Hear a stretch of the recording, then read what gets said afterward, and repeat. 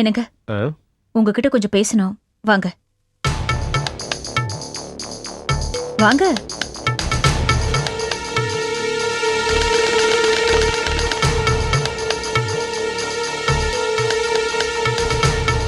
உட்காருங்க.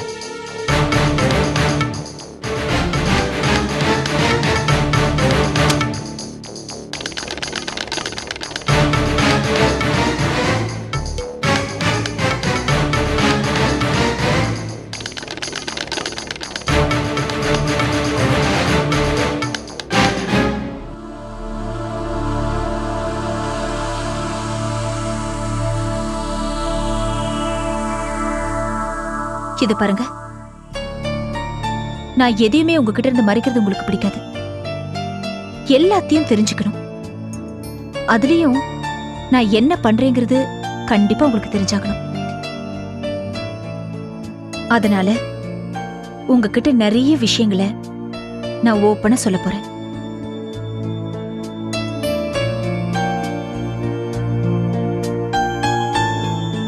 டென்ஷன் ஆகாம, காச்சு மூச்சுன்னு கத்தி சவுண்ட் கொடுக்காம ஒழுங்கா உட்கார்ந்து நான் சொல்றதை கேட்கணும். ஓகேவா?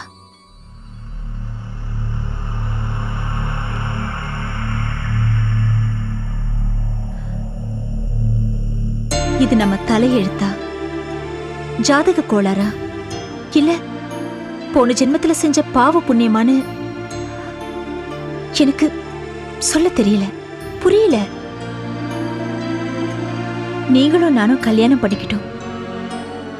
நாம 2 பேரும் எப்பேற்பட்ட வாழ்க்கைய வாழ்ந்துட்டு இருக்கோங்கிறத 3வது மனுஷங்க யாரும் சாட்சி சொல்ல வேண்டிய அவசியம் இல்ல. நம்ம 2 பேரோட மனசாட்சியை கேட்டாலே போதும். அது சீனு காரி துப்புற சத்தம் கேட்கும்.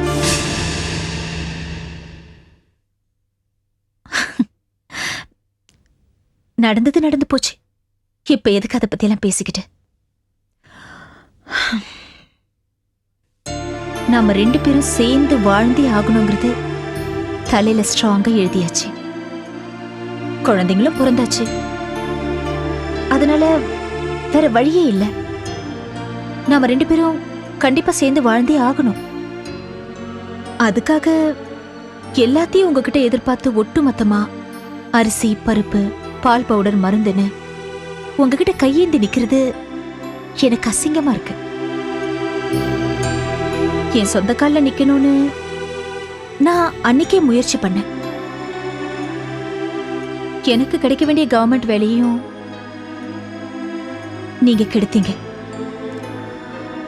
உடைஞ்சி போனேன்.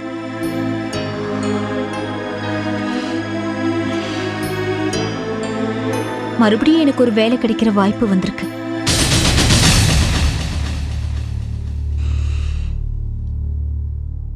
செல்வம் மூலமா.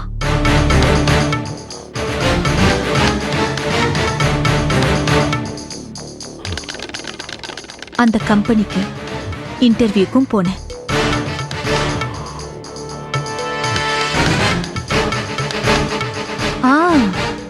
நீங்க நினைக்கிறது கரெக்ட். அன்னைக்கு நான் அக்கவுண்ட்ஸ் புக் படிச்சிட்டு இருக்கும்போது உங்களுக்கு வந்து சந்தேகமும் கரெக்ட். அடுத்த நாள் எனக்கு வந்த காய்ச்சல், போய் நடிப்பு. நான் உங்களை இப்படித்தான் ஏமாத்தி ஆகணும். வேற வழி இல்ல. அப்படித்தான் அந்த இன்டர்வியூக்கும் போயிட்டு வந்தேன். இப்ப எனக்கு அந்த வேலையும் கிடைச்சிடுச்சு.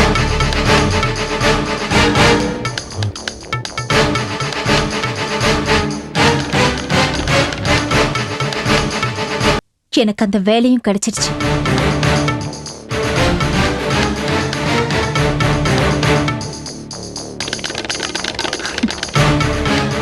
நாளையில இருந்து நான் வேலைக்கு போறேன். குழந்தைங்களை பார்த்துக்க ஆளும் ஏற்பாடு பண்ணியாச்சு. ஆக எனக்கு அந்த கவலையும் இல்லை. நீங்க இதெல்லாம் ஏத்துக்க மாட்டீங்கன்னு எனக்கு நல்லாவே தெரியும். ஆனா நான் இந்த வேலைக்கு போகத்தான் போறேன்.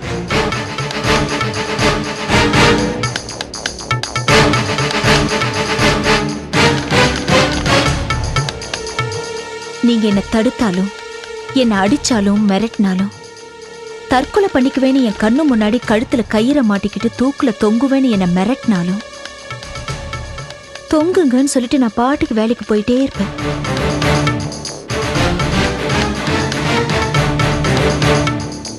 சாயங்காலம் ஆபீஸ் முடிஞ்சு நான் வீட்டுக்கு வந்த உடனே உங்க பாடியை டிஸ்போஸ் பண்றதுக்கான வேலைகளை பார்ப்பேன். ஆனா மறுநாள் கண்டிப்பா ஆபீஸ்க்கு போயிடுவேன்.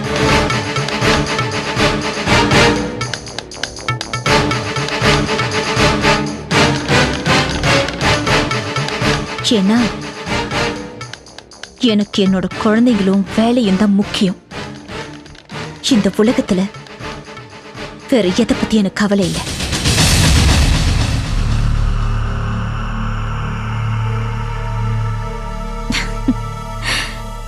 சோ உங்களோட இந்த கிரிமினல் புத்தி, உருட்டல், மிரட்டல், டென்ஷன், அழுக இதை எல்லாத்தையும் விட்டுட்டு சாதாரணமா இருங்க. நீங்க உங்க வேலையை பாருங்க, என் வேலையை என்ன பார்க்க விடுங்க. என் குழந்தைங்கள நான் நிம்மதியா வளர்க்கணும். புரியுதா?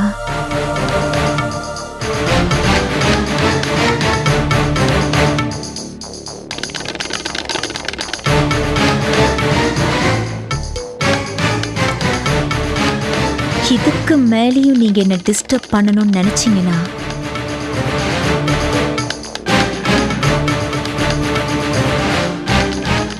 அப்புறம் நான் என்ன பண்ணுவேன்னு எனக்கே தெரியாது.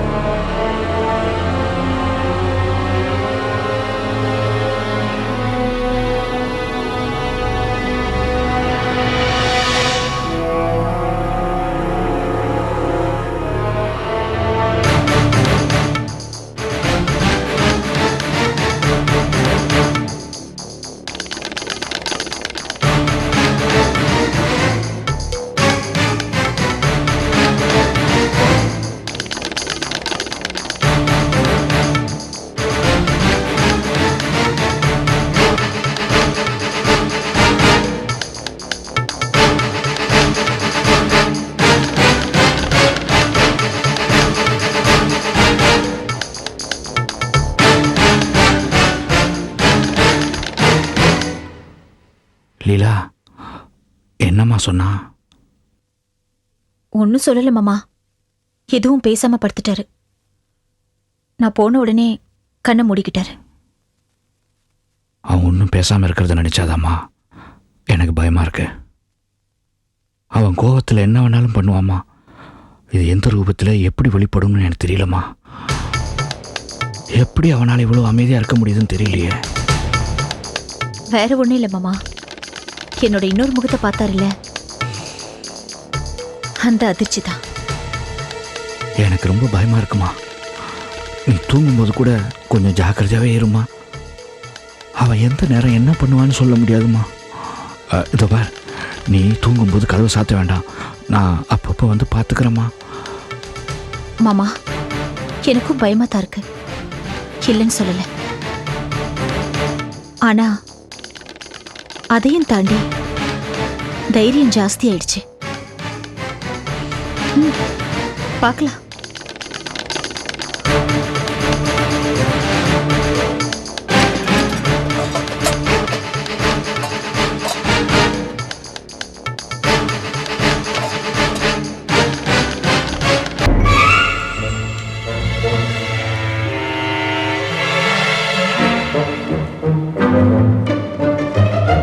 மாப்பிள்ள, ஒரு ரவுண்ட் வர்றியா? ஆமாண்டா, எனக்கு மனசு சரியில்லை. வா போவோம். ஏய், நான் தாயை விளையாட கூப்பிட்டேன். மாடவே ஒருத்தன். ஏய், என்னடா திடீர்னு தாயம்? பின்ன உங்களோட டென்னிஸாக விளையாட முடியும்? இந்த வீட்டை ரொம்ப போர் அடிக்குது, அதான் ஒரு ஆட்டை போடலாமே தான். அடே விவரம் கட்ட சிவராமா, வீட்டில் ஆம்பளைங்க தாயம் விளையாடக்கூடாதுரா. அதுவும் மாமன் மச்சனுக்குள்ள தாயம் விளையாடவே கூடாது. ஏன்? டேய் மகாபாரதத்துல என்னாச்சு? சகுனிய தர்மனும் தாயம் விளையாண்டாங்க, யுத்தம் வந்துருச்சு. ஆ. அதனாலதான் சொல்றேன், வீட்டுல தாயமே விளையாடக்கூடாது, சண்டை வந்துரும். அட போயா, இப்ப என்னமோ ஒண்ணுக்குள்ள ஒன்னா சந்தோஷமா பின்னி பணிஞ்சிட்டு இருக்கிற மாதிரி தான். தாயை உருட்டாமலே மூதேவி சண்டைக்குனே தெரியல நீயே. இனிமேல் என்ன புதுசா சண்டைகளுக்கு போற? மாப்பிள, நீ என்ன எதுவும் பேச உம்முன்னு உட்காந்துருக்க? அது வேற கதை. அதானே. ஏண்டா குமார், வந்ததுல இருந்து அமைதியாவே இருக்க? மூட விட்டியா? மூட் அவுட்டா? ஏண்டா, என்னடா விஷயம்? எல்லாம் என் உடன்பிறப்பு கோபியாரதாயா. என்னதான் திட்டணும்னு தெரியாது, கண்ணா பின்னான்னு திட்டுறான். அண்ணன் கூட மதிக்க மாட்டேங்கிறா. அப்படியா? பின்ன நம்ம வேலை செய்யற லட்சணம் அந்த மாதிரி. ஏய், நானும் கோபி கிட்ட நல்ல பேர் வாங்கலாம் தான் ட்ரை பண்ணிட்டு இருக்கேன், ஆனா முடியல. வெரி குட் அப்படின்னு ஒரு வார்த்தை கூட சொல்ல மாட்டேங்க. ஆமாயா, அப்பப்ப என்ன இந்த கண்ணா விண்ணான்னு திட்டுன்னு திட்டிடுறான். ஆமா லட்சுமணா, கோபி எங்களை திட்டக்கூடாது. அவன் எங்க கிட்ட ரொம்ப மரியாதை நடந்துக்கணும். ஏதாவது ஐடியா இருந்தா சொல்லு. சொல்லியா ப்ளீஸ். ஐடியா? நீ தான் அறிவு கூட வச்சு ஏதாவது எடுத்து விடு. யோ, யோசிக்கிறேன்னு சொல்லி தூங்கி தொலைச்சிடாத. டேய், அது இல்லடா, அருமையான ஐடியா ஒண்ணு இருக்குடா. அதை செயல்படுத்துற திறமை உங்ககிட்ட தான் இருக்கு. யோ, நீ ஐடியா என்னன்னு சொல்லு, மத்ததை நாங்க பாத்துக்கிறோம். டேய், கோபி மாதிரி ஒரு ஆளு தொழில் சம்பந்தமா சந்தோஷம் பண்ணணும்னா எப்ப சந்தோஷப்படுவான்? எப்போ? டேய் குமார், ஒரு ஆர்டரை பெருசா எடுத்துன்னு வச்சுக்கோ, அசந்திர மாட்டான். ஆமா ஆமா கரெக்ட். ஒரு ஆர்டர் எடுத்து அவனை அசைச்சிட வேண்டியதானே? மாப்பிள, நேத்து ஒரு பெங்களூர் பார்ட்டி வந்தான்ல, அவன் போன் நம்பர் கொடுத்துருக்கா. டேய், யாரா இருந்தாலும் பாக்குறேன். ஐயோ, நேத்து பெங்களூர் இருந்து ஒருத்தன் வந்தான். கோபி எங்கேன்னு கேட்டான். நல்ல வெயிட் பார்ட்டி, இத வந்துருவான்னு சொன்ன, அதுக்குள்ள கிளம்பி போயிட்டாயா. அங்க தாண்டா தப்பு பண்றீங்க. கோபி இல்லனா என்ன, அந்த ஆளு அப்படியே அமைக்க ஆர்டர் எடுத்துட வேண்டியதானே? தப்பு பண்ணிட்டேமையா. இப்ப ஒண்ணும் கெட்டு போலடா. அவன் போன் நம்பர் இருக்கா? இதோ. உடனே போன் பண்ணு. இந்தா பண்ணுடா மாப்பிள, சீக்கிரம். இந்த நம்பர் தானே? ஆமாயா, கேட போன் பண்றா. இருக்கு பையன்.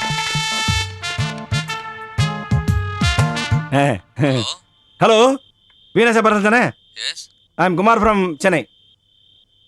சொல்லுங்க, என்ன விஷயம்? அதான் சார், நான் விஜய் கார்மெண்ட்ஸ்லேருந்து பேசுகிறேன். நேற்று ஒரு ஆர்டர் விஷயமா வந்து போனீங்களே, விஜய் கார்மெண்ட்ஸ். ஆமா. அதை பற்றி பேசலாம் தான் சார். என்ன விஷயம் சொல்லுங்க. அந்த ஆர்டர் நாங்கள் பண்ணுறோம் சார். அப்படியா? ஆமா. ரெடியா இருக்கீங்களா? நாங்கள் ரெடியாக இருக்கோம் சார். என்ன ரேட்டு பண்ணுவீங்க?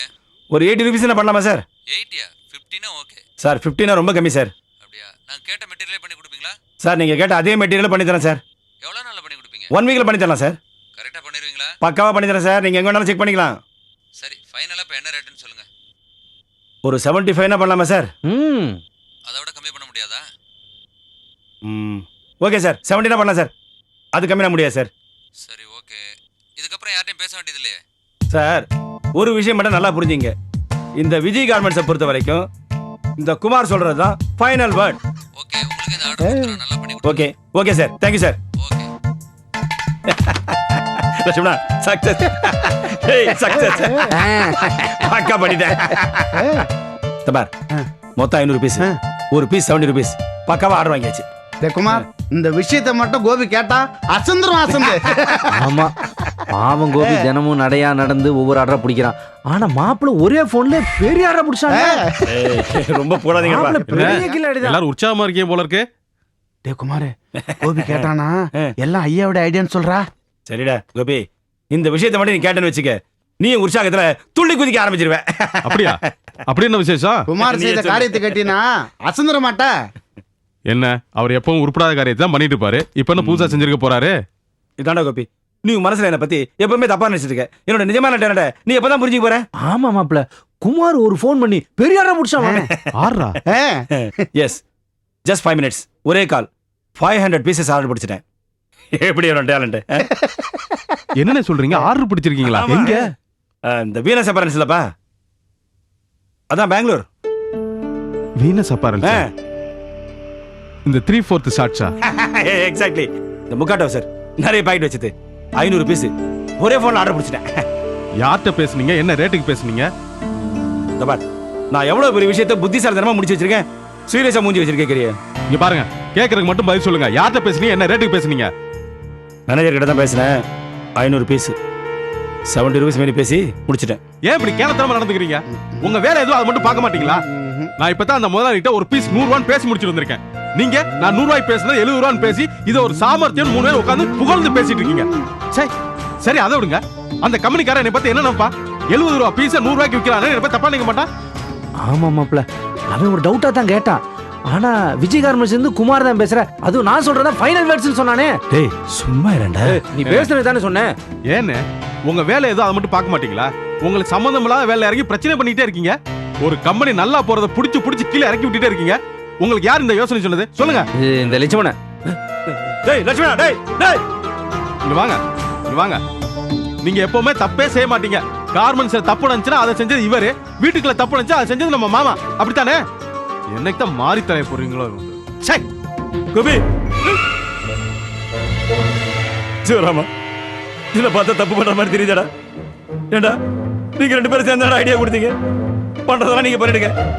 ஏண்டா ஏண்டா எனக்கு மட்டும்? மாப்பிள ஒண்ணு மட்டும் தெரிஞ்சுக்கோ, பல நாள் திருட ஒரு நாள் கண்டிப்பாக போடுவான். டேய் தமிழ்ல எனக்கு பிடிக்காத வார்த்தை திருடங்கிறதா. ஏய் ஏய்